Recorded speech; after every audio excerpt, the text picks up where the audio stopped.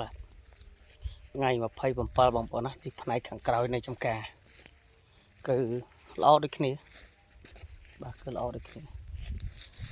កាយមកបានប៉ុណ្ណេះអស់បានមកប៉ុណ្ណេះអស់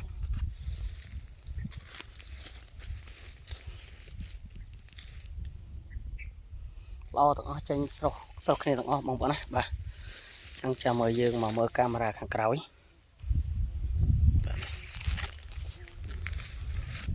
ដើមតូចតែវាចេញទាំងអស់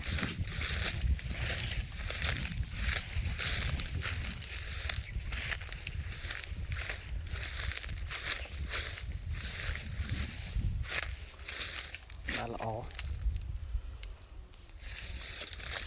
មែកច្រើនឆ្នាំនេះបាទមែកច្រើនផ្កាច្រើនប៉ុន្តែនេះយើងទៅមកតែងឆ្នាំទៅយ៉ាងឆ្នាំនេះវាមានមែក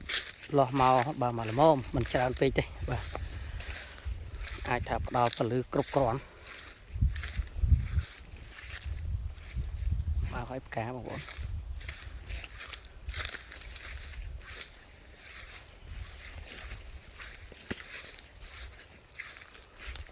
ឆ្នាំនេះវាអាកាសធាតុអំណោយផលសត្វល្អិតក៏អត់សូវធ្វើຕົកបាទនេះថាวันออกมาก็ราคาติดរីកហើយបាទដើមនេះគឺជាចង់និយាយថាដើមដែលមិនសូវល្អបាទចឹងគឺមកទាំងអស់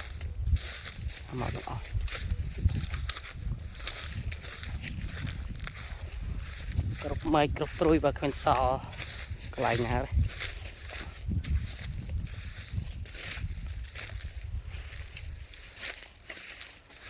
អូមកដើមនេះល្អ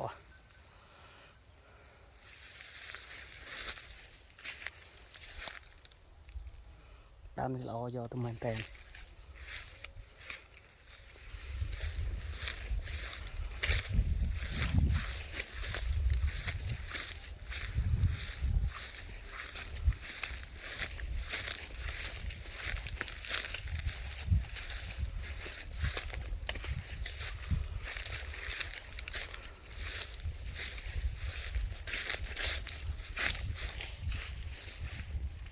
ដល់វគ្គថែទាំសំខាន់ហើយបាទហ្នឹងដល់វគ្គថែទាំសំខាន់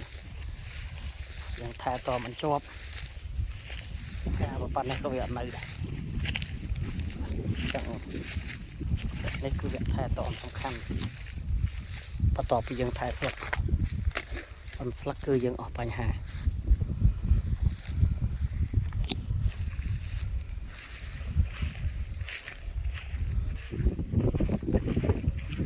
ដើមម្ដុំកន្លែងនេះគឺប៉ិនគ្នាល្អបាទ